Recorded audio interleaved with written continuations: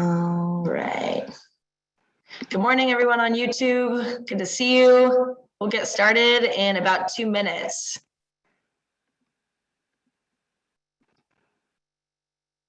Alrighty, one more check. Can everyone see my screen? Quick thumbs up. All right, cool. We're in good shape. We'll start letting everyone in.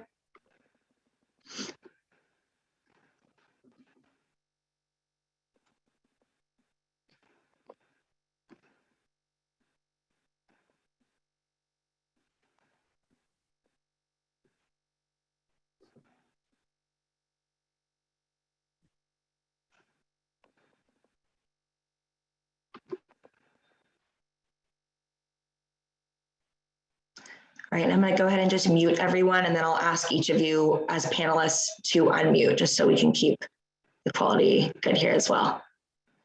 Good morning, everybody. Good morning.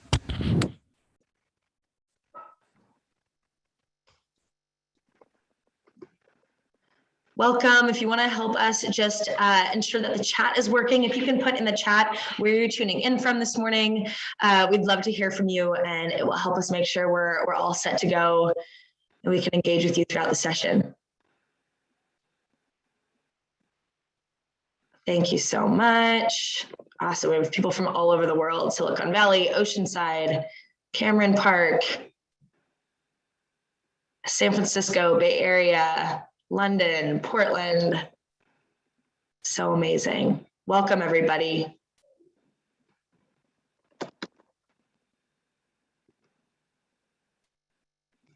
Awesome.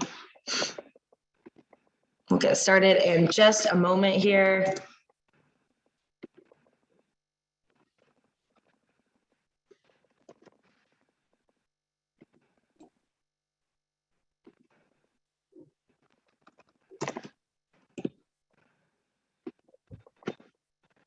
Awesome.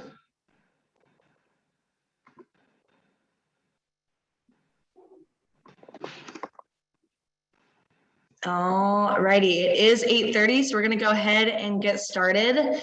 Thank you so much, everyone, for being here. My name is Carly Letts. I'm our Director of Community Events here at Learnit, and I'm so thrilled to be here with all of you and our amazing panelists today for our Women in Leadership, Learnit's Women in Leadership Past and Present. We're in great company here today with Laurel Taylor, Sarah Fincham, and Mary Bussey, as well as Learnit's CEO, Damon Lemby, for this conversation this morning. A little bit of context around this program and our sponsors before we go ahead and get started.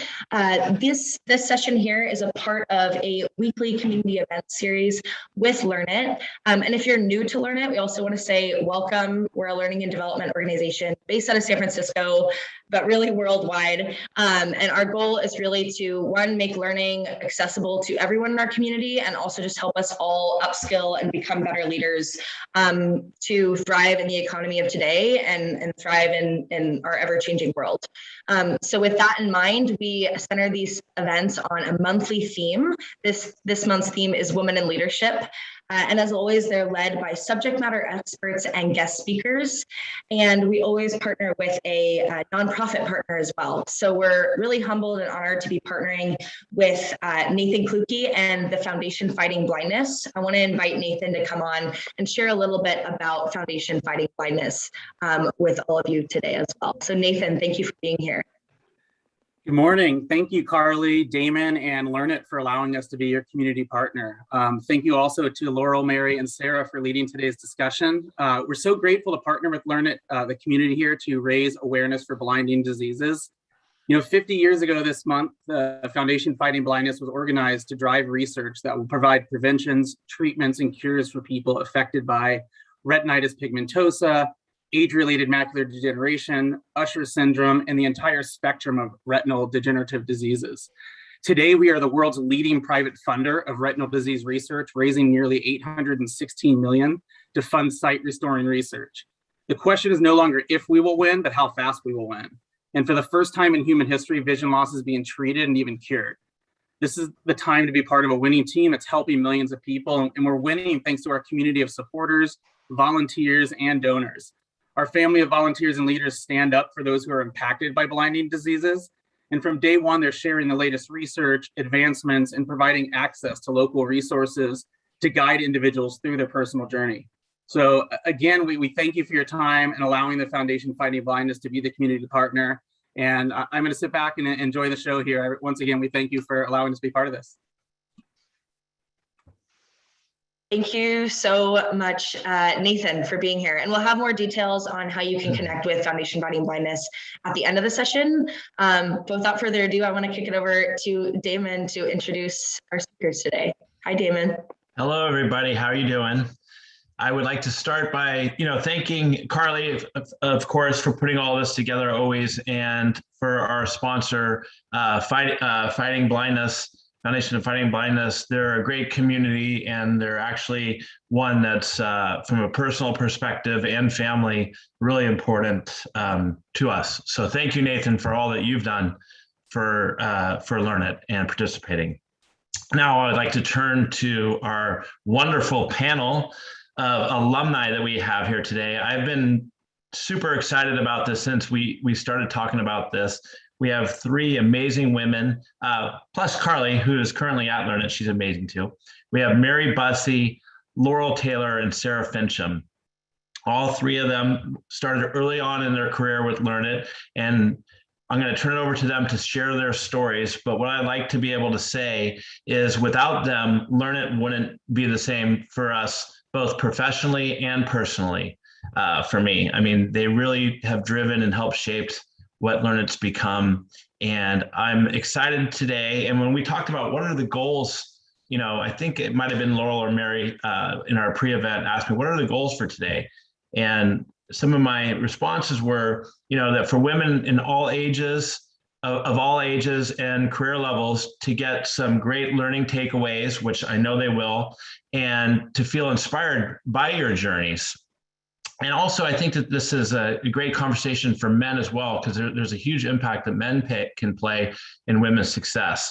The final purpose or goal of this event that I mentioned, which is really true, is that there's one young lady, my 4-year-old daughter, Lucy, who I can't wait. As you all know, that this is recorded and will be on YouTube. But, in 15 years from now, when Lucy is trying to figure out where she wants to go or what she wants to do, that she'll be able to turn back and watch this video and learn from all four of these wonderful women, and be able to say and share with her friends that how her daddy made helped, even if it was a small impact in the success of these amazing careers they've had. So with that's about all I'm going to say for right now. I'm going to turn it over to Mary Bussey, and she can share her story with us.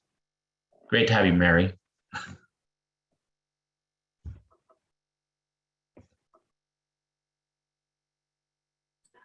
Thank you. Thank you for unmuting me. Good morning. Welcome, everybody. I'm so happy to be here.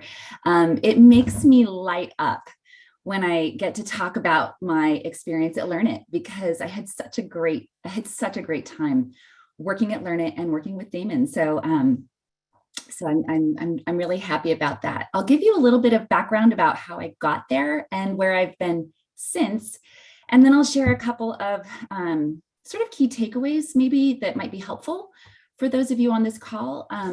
So I found Learnit sort of soon after I graduated college. I was working at a computer rental company, because that's what all aspiring anthropology degree majors do. We go into sales, right? So I was working as an account rep just in the Silicon Valley. And I was processing orders for companies that wanted to rent computers for trade shows and all different types of purposes. And one of my coworkers knew Damon, and he said, "Hey, I know someone, and you're so good at account management, account rep. I think that there might be a fit here, because he has this training company in the city, and they don't really have anyone who does what you do yet." And so he put me in touch, and I'd like to say the rest is history, because I really was Learnit's first dedicated sales rep, account manager. And really what that consisted of was at the very beginning, literally going door to door in the businesses up and down the financial district. I'd come across no solicitation signs and I'd say, oh, it's okay, I'm not soliciting. I'm actually offering free classes to a computer school down the street. So yeah, that was how I first got started at Learnit. Over time, we built packages that I was then able to sell to companies. I mean, literally, there was a lot of cold calling. There was a lot of networking. I would go to just sort of like industry events where you'd connect with a lot of different people, and I would let people know what I was doing, let them know like, hey, every company has an opportunity to offer education to its employees. Come check us out. The biggest thing that Learnit did was it was okay offering product, which was really helpful because once we got someone into a classroom, the product kind of sold itself. The teachers were amazing. The product was the learning that people would leave with. So it was everything from, Microsoft Office and at the time, email was sort of relatively new. I just dated myself. But the value really was discovered through these free classes. And through that, we were able to start selling packages. We would sell cards, and then multiple people from companies would come, and then we would sell bigger cards. So I had a really great time. I did this for years with Damon, and we built the sales team. In fact, we'll hear next from Laurel, who was on that sales team. And I got to work with her. So it was really exciting to see the company grow, the locations expanded, the service offerings expanded. It was just a really exciting time to be part of Learnit. I will say that I probably could have stayed forever had I not internally had an interest in pursuing a passion of mine, which has led me back to higher education. So I am currently now the Senior Director of Corporate and Foundation Relations at the University of San Francisco. And how I got into that role is essentially translating my sales experience from Learnit into sales for nonprofit, which Nathan, thank you for your partnership today. In the nonprofit world, we still do sales. It's just called development. It's called fundraising. And at the higher education landscape, it's called advancement. But it's all the same ideas, which is, Damon, is it okay? Do you want me to go on to the next speaker, or do you want me to kind of say a little bit more? More. Okay, so I'll go on. So, what I took from Learnit and my early days in nonprofit fundraising development is what I'm going to share with you guys today. I call it the 3 C's. And so this led to me being able to ascend the ranks in terms of leadership roles, but it also helped develop me as an individual contributor. And those are curiosity, creativity, and connections. So the curiosity, I'll say a little bit about that first. For me, as someone who loves all things education, I love being in higher ed. I loved my time at Learnit, helping people learn things that they didn't know before. I'm sort of naturally curious, but I think that there's something that can be formalized about curiosity. And that is to be curious about the company that you work for. So learn everything you can. Why do you do what you do? What differentiates you? Who are the people that work with you? And what are they trying to achieve? So really just being curious about everything internally. And then be curious about those that you want to partner with. So anyone that you want to sell your product to, partner with, engage with in any way, be curious about what they do too. Why does that company do what they do? What problem are they solving? What is their niche? All of this, and this is perfect for me, someone who loves sort of the academic background of things, doing your research. Literally looking at if it's what I do in nonprofit is I ask for investments from other nonprofits, like a foundation. their information is public. So I do my research. I look at their tax returns. I find out who are they making donations to, at what level, for what program. I do my research. I look to see if there are annual reports. I find out who they're connected with, any sort of press release. I read it all. And then when I make my sort of outreach to those companies, what I tend to do, this is more about the curiosity, is I ask questions. I'm always reminding myself, when I'm the one talking, I'm not the one learning. Not that I shouldn't be talking ever, but I always have to remember there's a balance. You can't just talk, and then have somebody say like, hey, yeah, that sounds good. Let's go for it. There's a balance. There's making sure that you are sharing the information about your organization, but then asking them about theirs and what goals they're trying to meet. The second C, the creativity part, is this really does build off of the curiosity, because what I'm trying to do in my role is find alignment between what the university needs investment in, whether it's scholarships for students, capital equipment for a new science lab, or program funding for us to sort of like work over a problem, or have a faculty member do some research about something. But I can't find those connections, those creative connections about where the university might solve a problem or help a foundation meet their goal, if I haven't done my curiosity piece about knowing where those points of alignment are. So I think of myself as a matchmaker, more so than even like just a straight up salesperson. I'm finding the places where the university needs investment, and where somebody who has money to invest, like why should they choose USF, and why should they choose this particular project? So always having your creativity hat on, but it's based on the curiosity. And then the third C is connections, because as we know, sales or fundraising, it's relationship driven. And in nonprofits, there's an old adage that people give to people, right? So they're not necessarily giving to a program, or they're giving to an idea necessarily. They're giving to people. So it's nurturing those relationships. So we also know through sales that referrals are gold, because it's warm. It's you've got some credibility already built into why you're reaching out to somebody.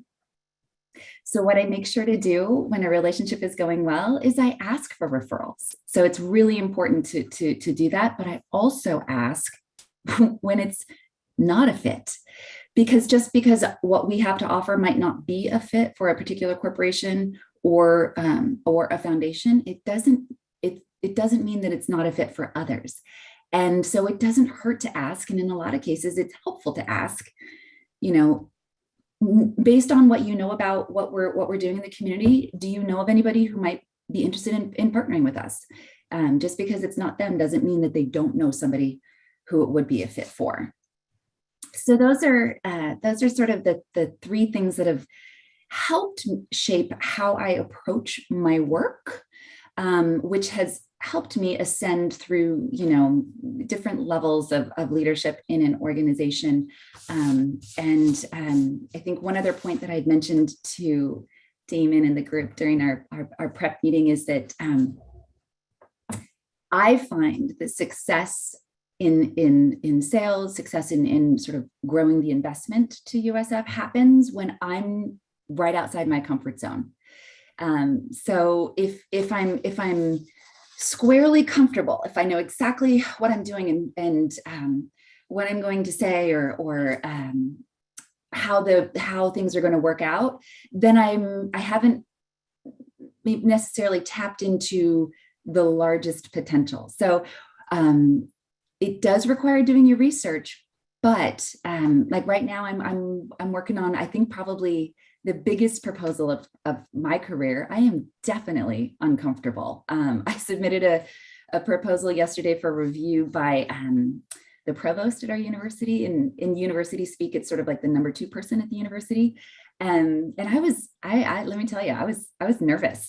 So got some good feedback. We're moving it forward today, but it's definitely, you got to be willing to put yourself in a position where you're learning and you're growing, and it's slightly uncomfortable, because that's where you'll develop your skills, and that's where you can take an opportunity maybe to the next level. So I feel like I've done a ton of talking, and I'll turn it over to the next panelist. Thank you, Mary. Laurel, I remember our first day, I got a call saying, Mr. Lemby, I'm here. Let's go for a walk. And Laurel showed up, and I knew right away that Laurel was going to be a great fit for our team. Laurel, you're up. Amazing. Thank you, Damon. I'm so thrilled to be here today and joining y'all, and to see so many amazing women joining. This is phenomenal. So yes, I called Damon, who I now call Big D. I called Damon Mr. Lemby. That's better than Mr. Lemby. Mr. Lemby, because I'm from Texas. And so I said, sir and ma'am and Mr. Lemby, all of things I had to quickly unlearn when I moved to San Francisco. So I'll share a little bit about how I found Learnit, what I learned at Learnit, and how I continue to leverage those learnings for impact going forward. And so much of my experience builds on what Mary shared. So I had just graduated Texas State, and my sister called me, and my sister and Damon were actually out, after work. And Damon said, hey, so my sister calls me. I had just quit. Actually, I started at Dell Computers, and I started with 500 other people. And the second day that I was in this bullpen of 500 other people, I just stood up and said, this is not for me. This is not for me. Being in a very large organization, from a very early age, had an entrepreneurial spirit. And Damon very generously, my sister said, hey, Damon said, if you buy a ticket, he and Mary will interview you on Monday. This is Friday night. And I booked it the next day, Monday morning, Mr. Lemby, I'm downstairs. And really although I had been working since I was 14, I had no work experience. And I also was a graduate in the liberal arts, and interviewed with Mary and Damon for a week, and knew that I had so much to learn from both Damon and Mary, and in very different ways. And so fortunately, I emerged from that week with an offer letter from Damon and Mary. And then I moved to San Francisco, a week later. And I moved with $50, literally a blow-up bed. Damon, classic interview where I'm like, Damon, I'd love to accept the offer, but I don't have the first down. And, moving to San Francisco is not an inexpensive endeavor. It was like, don't worry, just move in with my sister, who I had never met. Right. So I moved to San Francisco, knock on Sammy Lembury's door, and I'm like, hi, I'm your new roomie, and best roommate I've ever had. So that is where, getting out of my comfort zone started on day one. I had a zip code and a quota and a target to meet. And by far the best experience in my career in terms of learning the fundamentals, I learned at Learnit. And I am the recipient of Mary's hard work in building a sales plan and a sales organization. And I learned before the next day, you have your plan of attack for the next day. You come in, you've got your schedule. I feel like I made somewhere between 50 to 75 kind of dials a day, until Mary encouraged me to get out and prospect in person, which was far more effective. But what I've learned throughout my career is it's all about the fundamentals. It is always about the fundamentals, and, planning your work and working your plan. And so in our preparation, as I was admiring Mary's organization and the 3 C's, I was thinking about kind of what's my own version of 3 C's. And for me, as I think about, I'm now founder and CEO of a company called futurefuel.io, and we exist to crush student debt. We are a social impact fintech. And when I think about the fundamentals that I've learned and how that enabled me to ultimately become an entrepreneur and a founder, I am breaking it down to 3 Ds because I love the thinking in 3. So 1, I would say discipline. 2 is depth, and the 3rd is to be daring. So discipline, really learning the discipline of your craft. And I think everyone is in sales. I don't care what your title is. If you are within an organization, it is about generating revenue, adding enterprise value, offering contribution, creating a great customer experience, and the discipline of attacking your day with purpose and intention in a way that aligns with the strategic initiatives of the organization, whatever that means in your world or in your function. And then the second is depth. And Mary spoke to depth of knowledge, doing your homework. I do think as women, we have to be more prepared. We have to prove ourselves, whether we want to have to do that or not. And, you know, when I showed up at Learnit, I looked like I was 12 years old. I mean, I was 21 or 22, but I looked like I was 12. And I had a very strong Southern accent, and no one took me seriously. So I had to read the 10Ks and the Qs and know my stuff to earn the right to have a conversation with a person that ultimately was a decision maker. But I think the depth is not only in competency, and this has been a difficult learning for me throughout my career, is not just about competency, it is about those connections. So building on Mary's 3rd C, because I feel what I've learned over and over in my career, it's all about relationships and building relationships and building advocates, women and men, that will advocate for you. And when your name comes up from a promotion, you've got someone in that room that says, she is amazing. She works her ass off. She deserves it. Let's give her a shot. Let's give her this opportunity. And then the 3rd is to be daring, which Mary already spoke to. I am really uncomfortable every day throughout the day. It is unusual for me to not be uncomfortable. Last night, I had an incredible opportunity. I'm here in San Francisco, and Salesforce Ventures is one of our investors. They're also one of my customers. And I was seated next to the COO, Brett Taylor. That is not comfortable when you're sitting next to one of the most powerful COOs in tech, but asking questions and being engaged. And, I'm constantly uncomfortable because we have this opportunity to continue to level up and learn and hopefully give back to others. And so that's really what I would say, what I'm pulling forward from an impact perspective. I think what I've learned in my career is that when you're in it, it doesn't necessarily feel transformational. But when I took the job at Learnit and I had an opportunity to work with Damon and Mary, that was transformational. That was a moment that forever changed the trajectory of my life. And then I had the opportunity to interview Sarah, who we'll hear from next.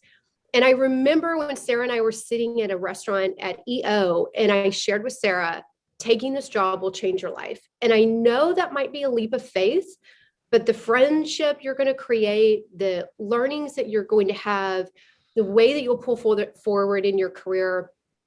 And Damon and I were actually walking down the street of San Francisco. It was about 5 years ago. And I was talking to Damon about where I was in my career. And at the time I was leading a global business unit for Google. And Damon said something to me to the effect of, I'm surprised you haven't already started your own thing. I'm surprised you haven't done that yet. And you have these people that you meet in your life that believe in you and that push you and see the next thing for you. And that moment, it really landed on me. And I think it was 6 months later, I founded Future Fuel. And today I've raised $26 million. We have from Salesforce, Fiserv, Aflac, from UBS. UBS, the largest wealth management fund in the world, led our last round. We have the largest financial services and technology giants in the world that have participated in our cap table, with iconic VCs like Vulcan and Rethink Impact. And by the way, 1.6% of venture capital goes to women. 1.6% of venture capital flows to women. Women of color, it's less than 1%. Like, this is abysmal. That is appalling. And it's such a privilege to the learnings that I had at Learnit about how to be disciplined and have greater depth of knowledge and connections, ideally, than anyone else within your industry, and how to be daring and go for it. That has enabled me to build a company that today we've generated $65 million in student debt savings for the users that we serve. It really, to me, from when I worked at Learnit to when I worked at Google to my day job now, it's all about the fundamentals and what I learned at Learnit. So with that, I will turn it over to you, Big D. Thank you, Laurel. Amazing story. You all three of you make me so proud. Our next speaker is Sarah Fincham. I remember the first day Sarah came into the office. Sarah, I remember your interview, and I knew right off the bat that Sarah Fincham had some of the strongest, if not the best, sales instincts coming in to Learnit. And she knew how to read her client. She was sharp. She wasn't afraid to have conflict in conversations and making sure that the client got what they need, that we got what we need.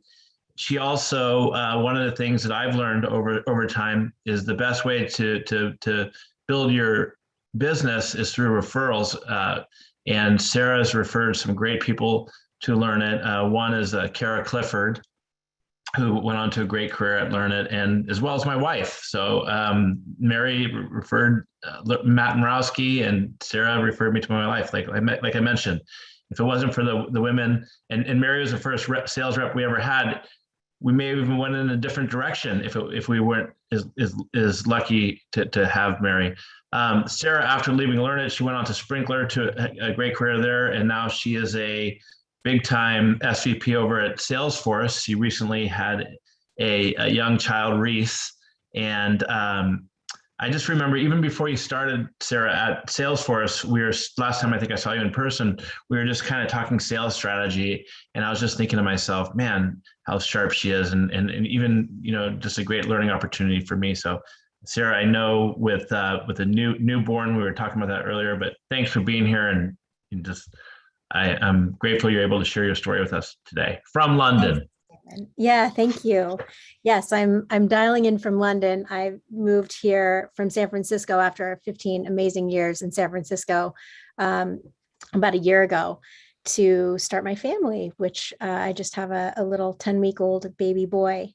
But I resonate so much with some of the stories that Mary and Laurel shared, and I'm going to try to not repeat what they said because there's so much good wisdom in what they shared, and just similar shared experience from learnings and just things that have added to my career and just my own discipline in my career trajectory. But I'll share a little bit about how I came to Learnit. I was just a hair farther in my career than Laurel and Mary. I had one other job previously selling Yellow Page advertising for not like the regular Yellow Pages, but like that other one. And it was rough. And then I went in to be a trainer for them and a sales trainer. So I found an exit strategy, did a year abroad traveling, and decided I wanted to move to San Francisco. And I lived in a small town about 3 hours away. I drove to a career fair. I don't even know if they have those anymore, but I did that. I drove to a career fair, and Laurel Taylor was there. And I went around and I talked to everyone, and I was like, I want to talk to her. And she sold me. She really did. She was so sharp and really convinced me that there would be a good career path here. And then I met Damon, and kind of the rest is history. I learned so much at my time at Learnit.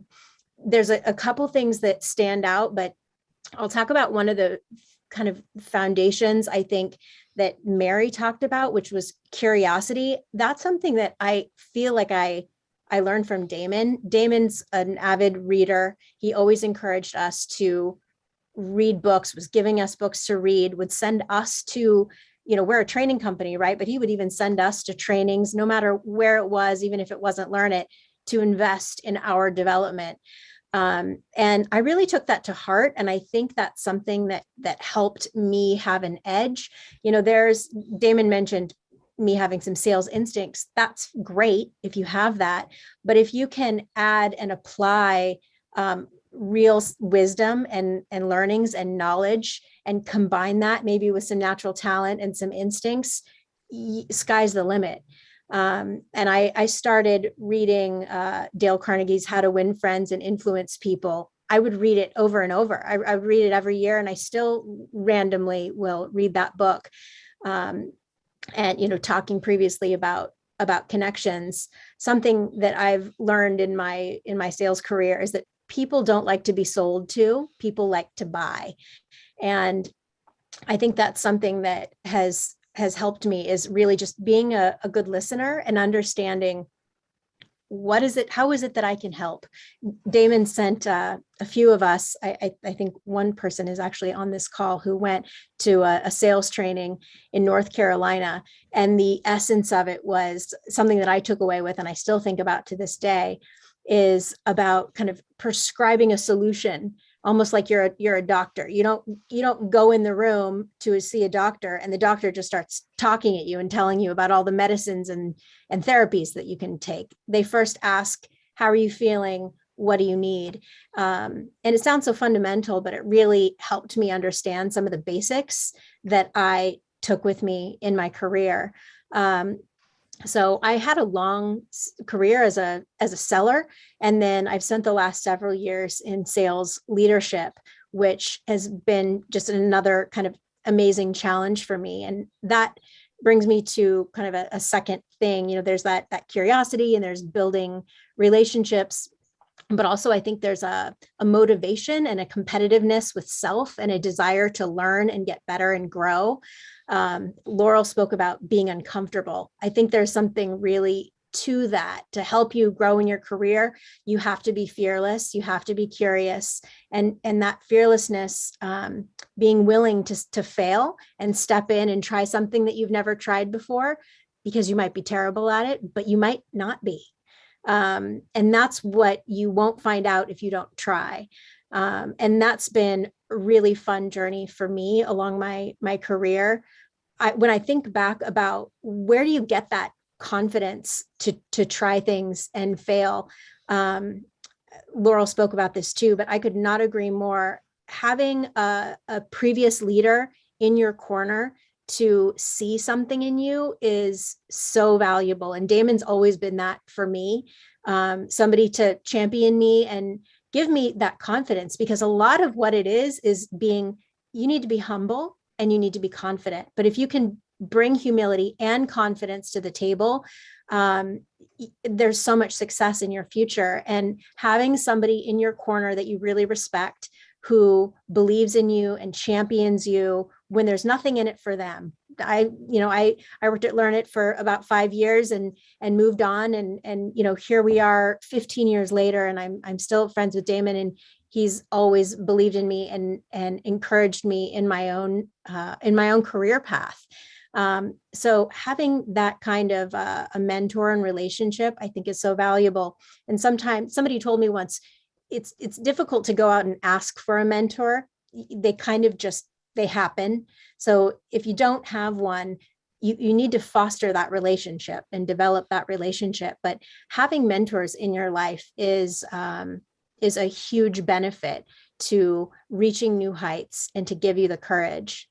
Another thing that I think has been pivotal for my career is not finding my sense of identity or sense of self in my job, solely in my career. I've had failures in my past where I thought, maybe I'm not good at this. And that persevering, it's a learning opportunity to get back up, get back in there. Without failure, you don't gain wisdom. And I think that's what helps me now in a leadership role, being a better leader.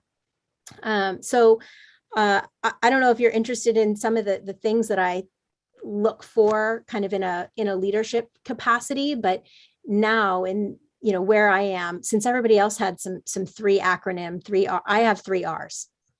So mine in a leadership capacity is recruit, retain, and revenue.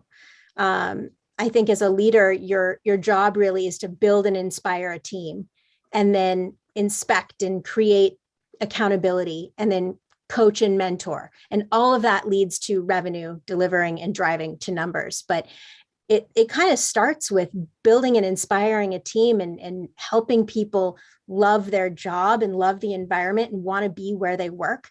That's something that I learned and saw in action at Learnit, having a leader like Damon.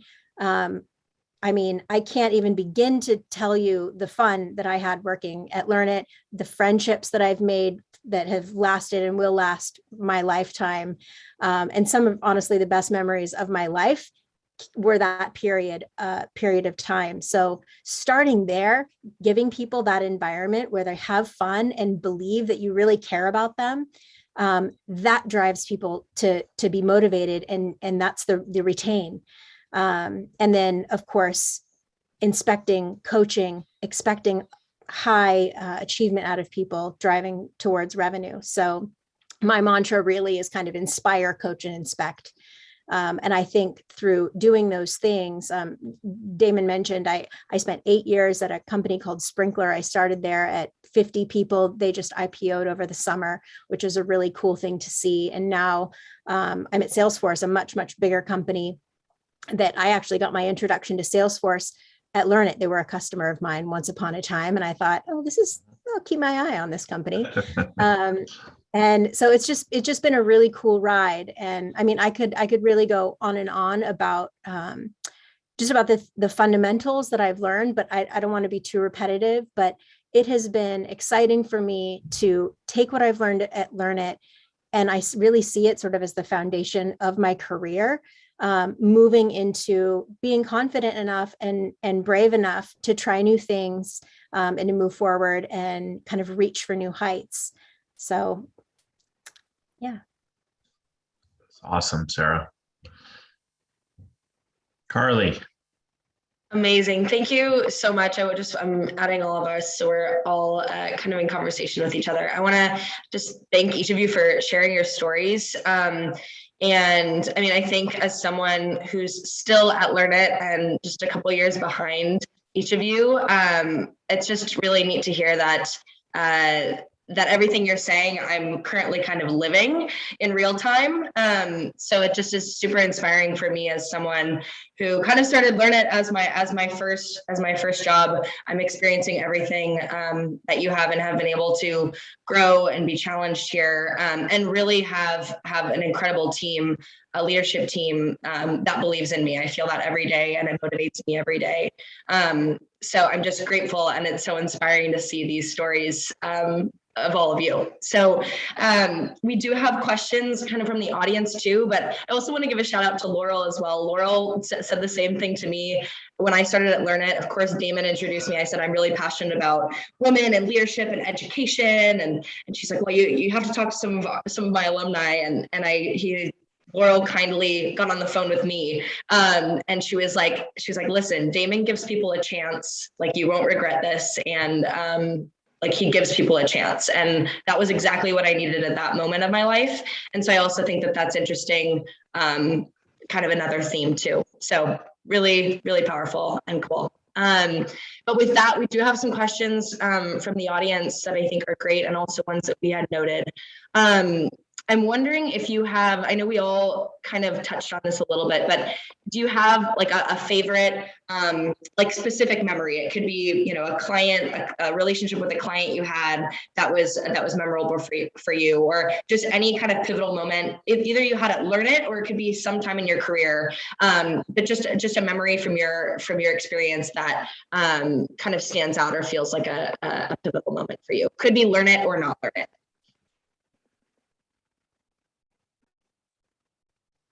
And I guess I should set up and pass it. Mary, we'll start with you. Mary's on mute. There Oh, you go. she's on mute. Oh, she can't. Oh, sorry, Mary. That's so annoying. Okay. Hold on a second. Thanks for unmuting me. Yeah, I think the biggest, the memory that sticks out for me the most is when I went from San Francisco to Gap Corporate into the headquarters, and just seeing, I don't know, you know, that phrase, you've got to see it to be it. It applies in so many ways.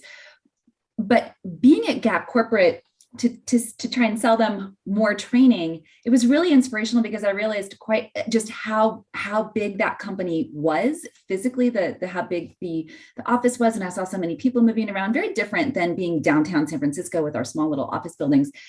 It really was then when I saw that it dawned on me how big the capacity could be, and like what the opportunity was. So that really stuck out for me as a memory, that you know, sometimes, so to Laurel's point too, and I encouraged her to get off the phone and in person with people, being at that company in person was actually what made the connection about how large the account could grow.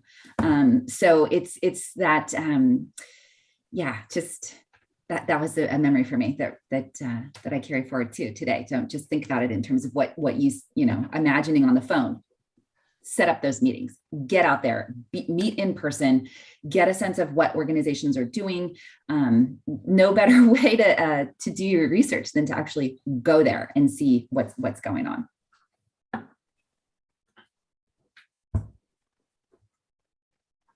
Laurel, any thoughts there? Sure, I have two, and they're about connection. I think ultimately, to build on Sarah's comment about inspiring and really building that connection to Mary's point. So one, I have the most amazing memories of walking meetings with Damon. So, you know, I would bring my tennis shoes. I still do this, by the way. I feel like they're my Seinfelds. I bring my tennis shoes because I'm not going to walk multiple blocks in heels. I think that is ridiculous. So, you know, Damon would be like, LT, put on your shoes. And, you know, I put my shoes on and we'll go for a walking meeting, and we would talk about pipeline. It was a pipeline review. It was, what are the deals that are working? What are some of the blockers? What are some of the obstacles? Let's brainstorm together. How can we be creative? Let's talk about the relationship. What's the buying process? Who is the buyer? What are the stakeholders that need to be involved, and driving the deal forward? And I think it goes back to Sarah's comment about fun and having fun and feeling special. And I think that's something that Damon did exceptionally well, is he makes everyone on the team feel special and feel valued. And he always had time for the team. And now that we're in a remote environment and we're a fully distributed team as Future Fuel, you know, I think about how important it is to make that time. And even when we cannot be in the physical environment and take walks together, other ways, like, can we take shared walks, or can we, and it's something that honestly, I could do a better job of in terms of how I manage my time and how I allocate my time. And I'm constantly reminded, like, you know, it's so important, as Sarah shared, like that. I think everyone on my team knows that I deeply care about them, because I truly and genuinely do. But I think it's also about making that time and having those memories together. So I love the walking meetings. The second memory is when I slipped through security of a state compensation insurance fund. So I was working a deal. It was a really big deal. It was a very large package enterprise deal. And the decision maker was just like ghosting me right and left. I had a great call with him. He would not take my call afterwards, you know, multiple emails, multiple phone calls. So I slipped in up to the door where of course you have to have a badge, and I waited for an employee to exit, and I slipped in the door and then went up to his cubicle, his office, and was like, "Hi, I'm Laurel. Since you won't return my phone calls, I thought I'd just show up." And we closed the deal, and it was a great win. But I think it pulls on so many aspects of what we've talked today about getting outside of your comfort zone, and also, recruiting, retaining, and generating revenue. I love those 3 R's, Sarah. I was writing that down. One of the things that came up in the pre-conference I would like for one of you to address is how to set aside your pride. I can't remember if that was Mary or Laurel, but maybe you can touch on that a little bit, because whether I thought that was great. Yeah. Yeah, I'll speak to that. And I also want to address Courtney, who wrote something in the chat about how as women do you navigate imposter syndrome, which I feel like is connected here. She says, or are you all so fantastic you don't suffer? I just want to make a quick comment about this. When Sarah mentioned, be fearless, in my mind, I thought, I don't know how to be, be fearless. I said, I don't know how to be fearless. I am fearful. Like every day. I think that my desire to prove to myself that I can do things is what drives me forward. So I am definitely not fearless, and I'm excited for women who are.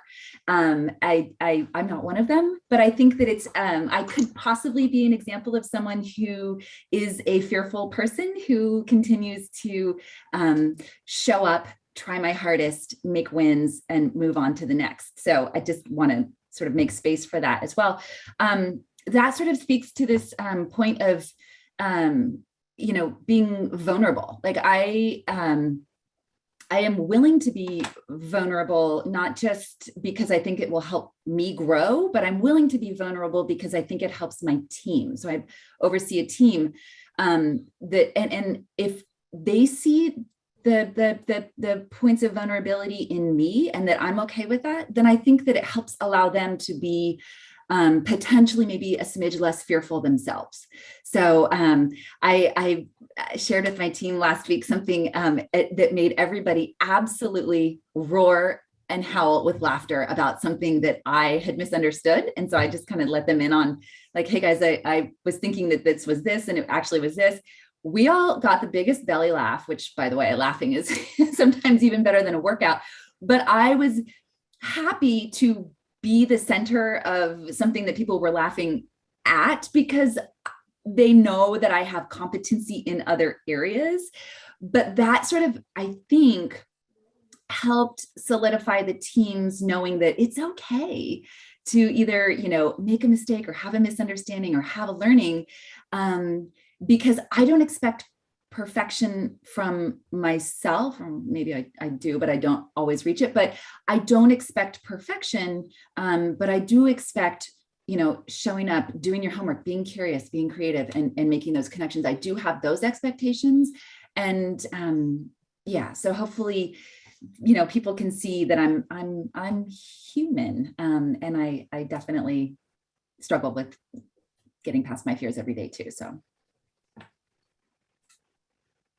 I would love to share on the human element. I'm going to make my comment quick because I feel like I've been talking too much. And so I'm going to be silent for the majority of the remainder of the call. One of the most powerful moments in my career was in the first couple of months at Learnit when I was dialing for dollars. And I did not enjoy that. I did not enjoy making multiple phone calls a day and getting hung up on and being the person that no one wanted to hear from because they didn't know me and I'm interrupting their day or their meeting or what they were doing. And the moment, the phrase that came to my mind was, because I was really confronting, like, wow, I am afraid to pick up the phone. Like, I don't want to pick up the phone again. Like here's my list for the day. And I don't know if I can do this. And the phrase that came to mind was, I have nothing to lose but my pride. And I lost that a long time ago. And that phrase has stuck with me for my entire career. And what I really learned was to be very mindful of the power of the ego and in the negative impact of pride and ego, because really no one else was going to know how that call went other than me and the other person on the phone. If they yelled at me, if they hung up on me, if they never wanted to hear from me again, Mary wasn't going to know that. Damon wasn't going to know that unless I shared it with them. And that gave me a much greater comfort level to fail when I could kind of get over myself and just get on with it. And yes, I am fearful, but I think I present as fearless because I'm confronting it and I'm moving beyond it, because my reference point changed. So that was a really powerful experience. And I think from a vulnerability perspective, we were talking about this before, about how kind of the know-it-alls are very, like, the person that you meet that's a know-it-all or always has the right answer or has the best answer, kind of tend to repel, that kind of, I think being vulnerable and being human with our teams is that authenticity creates true friendship and true bond and true relationship. And we don't have to know all the answers. And in fact, I try to be the least intelligent person in the room across my team. I want to hire people that are smarter, faster, better, that I can ask questions of and learn from as well. And I think that's the sign of a truly great leader, the person who's confident enough to surround themselves with really exceptional people that they can learn from as well. Yeah, I love the question, Courtney, that you asked. I think there's a balance between confidence and humility, and understanding that humility, being humble, doesn't mean that you think you're not that good. It's okay to be confident. And honestly, something that has kind of helped me is with that imposter syndrome is kind of saying nobody else knows what they're doing either. Like, everybody's just doing their best and putting it on. And if you just sort of like take that away and remind yourself that, that some of the other people that you see, just they're doing the same thing you're trying to do, and they're just telling themselves they've got this, and you believe it, right? So I think sometimes as women, it's easier for us to self-deprecate a little bit, but go ahead and just tell yourself, nobody else really knows what they're doing either. And they're not necessarily better than me, but keeping that lens of humility, that there's always something to learn from someone else. There's always something that you can learn from someone, but that doesn't mean that you should be too shy. That's actually one of the things that I was going to share about my Learnit memories. I was super shy. And I remember Damon coming on meetings with me and me thinking, okay, good, he'll do the talking. I can count on him to talk because I'm too scared to talk. But actually seeing him get involved and seeing him do it a couple of times gave me the confidence to know that I could do it too. So I think it's just a little bit of a journey, Courtney, that you've got to remind yourself that you're just as capable and you're just as talented, and you just need to be confident and believe in yourself, just like the next person. Thank you so much, Courtney, for the question, and our panelists for the responses. We just have a couple minutes left. We have one or two questions from the audience, but before that, I wanted to say, we had so much great conversation just in kind of preparation for this meeting. I wanted to also, Damon, is there anything else you wanted to kind of connect on or highlight, before we kind of wrap up with maybe one or two more questions? No, I just think that this is, amazing. And let's see if we can answer those questions and wrap up on time. Amazing. We had another great question from Valletta Burgess, who's actually a current Learnit instructor and a new member of the team. And she had a question kind of around how, as women who are excited about, their career growth or maybe emerging as leaders, how do you kind of integrate your work and your career and your passion for your career with, your relationships and your, your goals you have for whether it's family planning or, things that are maybe more specific to women. Like, how do you kind of integrate your career in with these other aspects of your life? For all of you, you were super driven by career. Did that just naturally interweave to a healthy balance with your relationships at home, with your relationship with friends, or, have there been challenges along the way? Like, would love to get your thoughts on that. If you have any advice for women specifically, kind of navigating growing into leadership positions as you're growing in these other areas of your life. Point on that, and then I'll open it up to the other two. But I have 3 teenagers at home, and so what I do every day is I get up and I show up because I want to model that behavior for my kids. I had a stay-at-home mom as a role model at home. I can't live up to what she provided for me at home in terms of being there and, the home cooking and all of that. But what I have two sons and a daughter, and I want all 3 of them, both genders. I want them to see a woman in the workplace who I take my job seriously, but I try not to take myself too seriously, if that makes sense. There's a fine balance. I think Sarah spoke on that.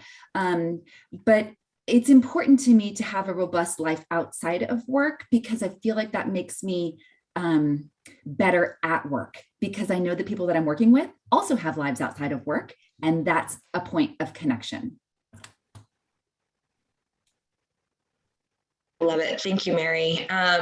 Laurel, do you have anything? And then Sarah will end with you.